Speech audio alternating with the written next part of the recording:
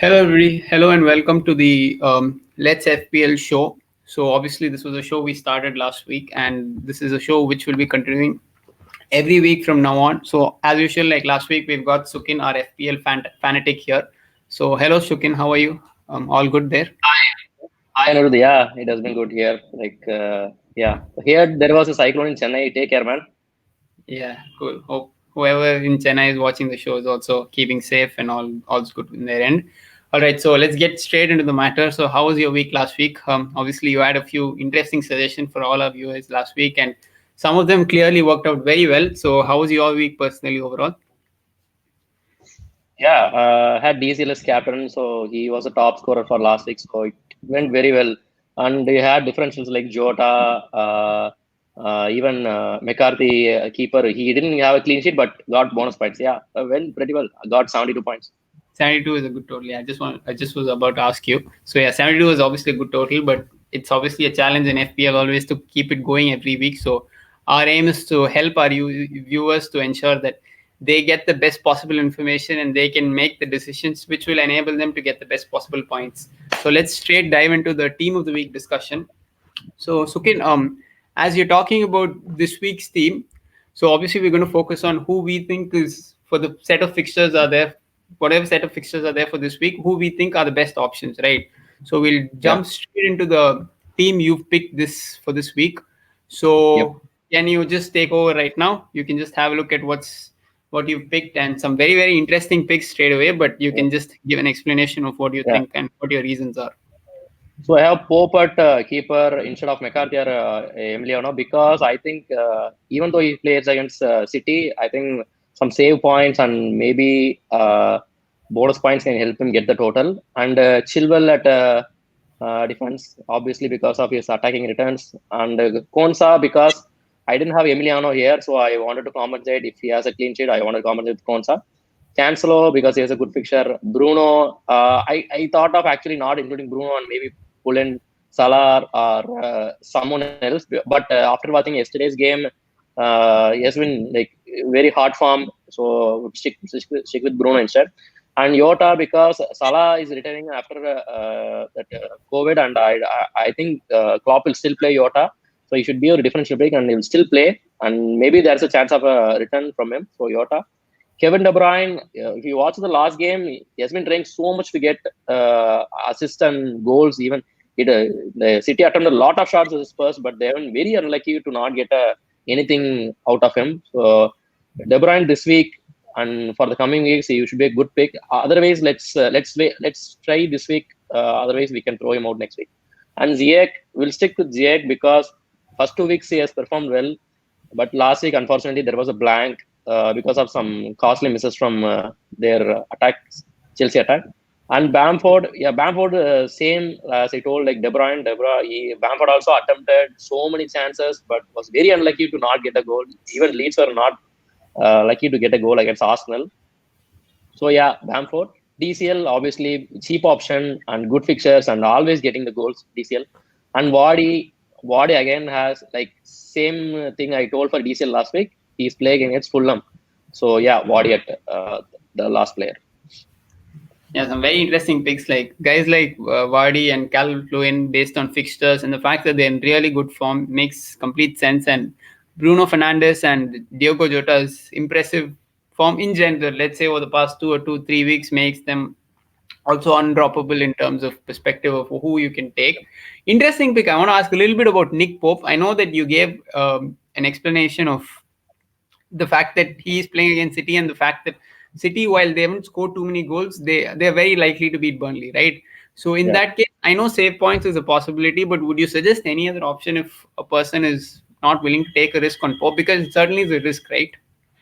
Yeah, it's a risky by a big. But other options, if you look at, you have Emiliano or McCarthy. McCarthy, Southampton are playing against United, so they have a very bad record against United, and I don't think there is a clean sheet possibility. I think they will be get beaten by 3 or 4 goals. So so don't go with McCarthy this week.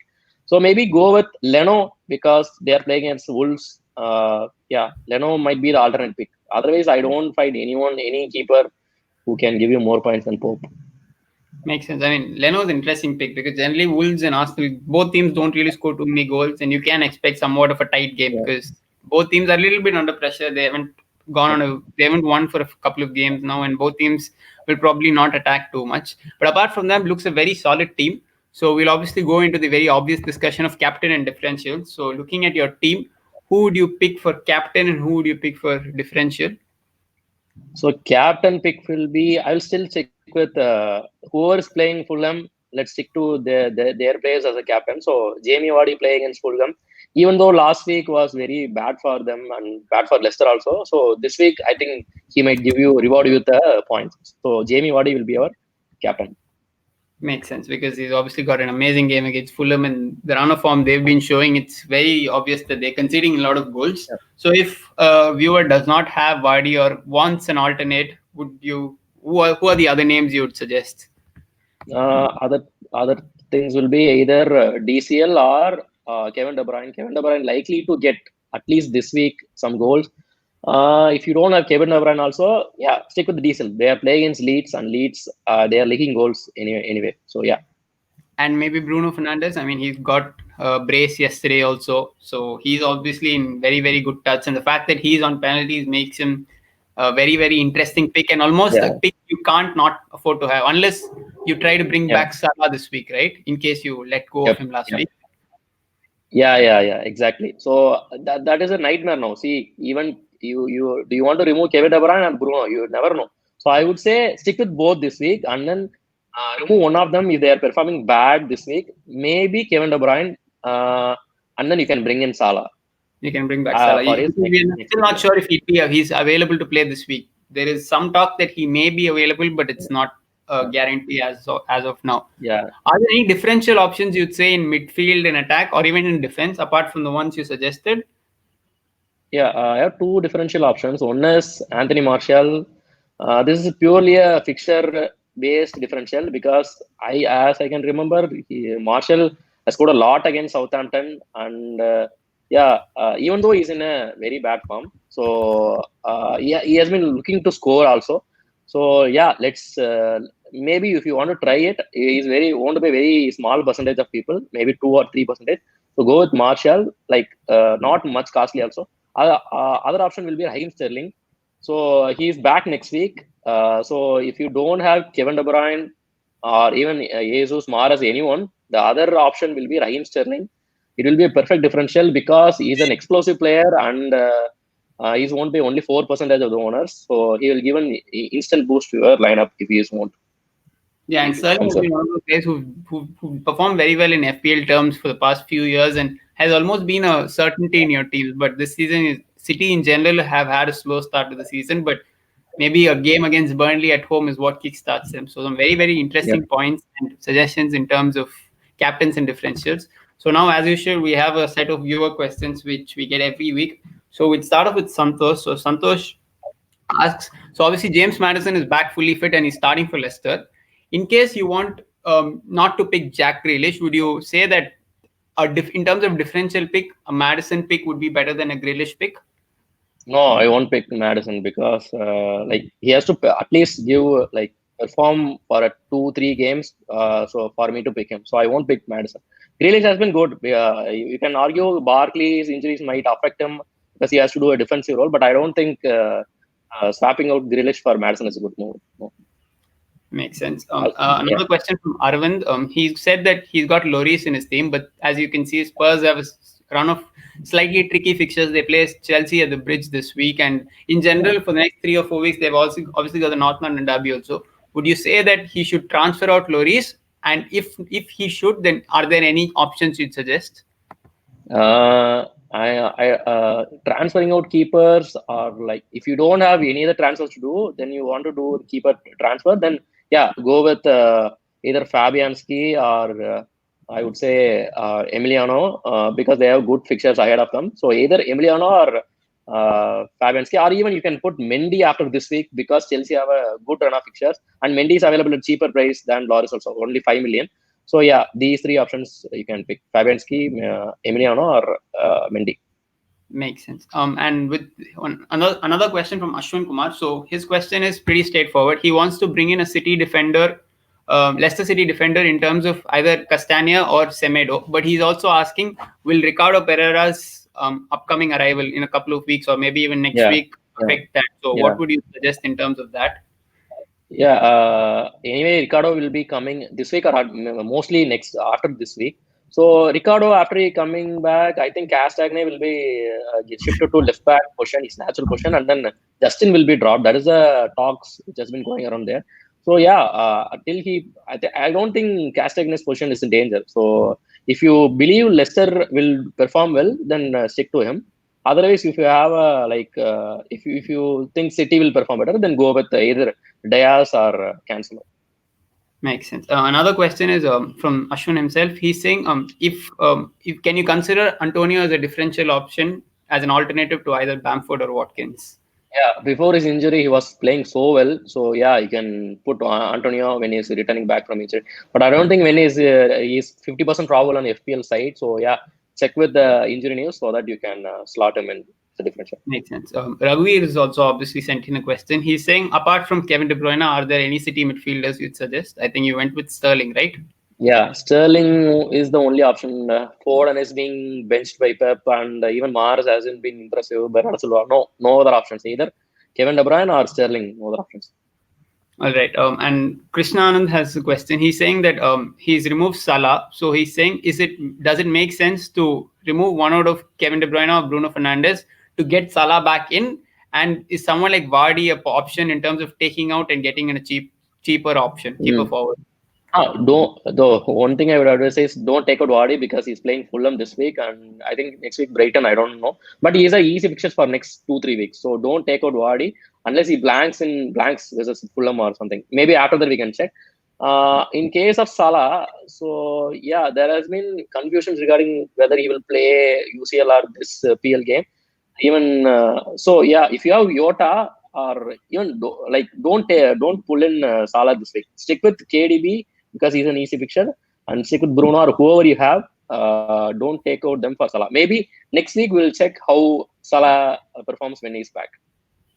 Nars has a question. So his question is, apart from Bruno Fernandes, are there any United players you'd suggest because they've got a pretty reasonable run of fixtures?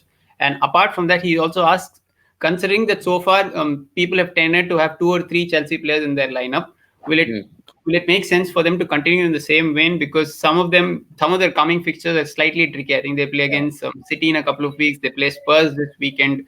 So what would you say for that? Yeah, if possible, just if you have Zuma or some defender or goalkeeper, no goalkeeper is okay. But if you have two defenders, then swap out one for Alex Telles or Maguire, because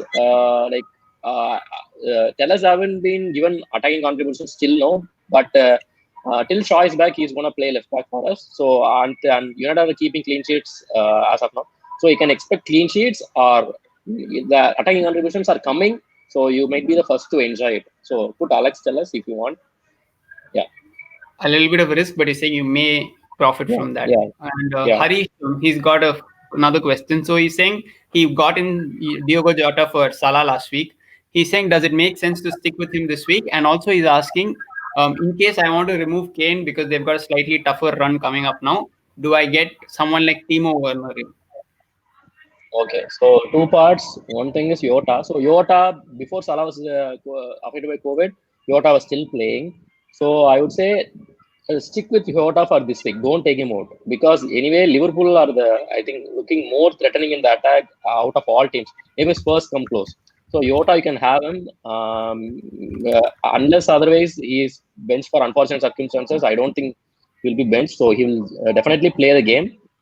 And yeah, I think they are playing in Brighton without Lamptey also. So I don't. There is no meaning in taking him out. The next one is Timo Werner. Okay, you're taking out Kane for Werner.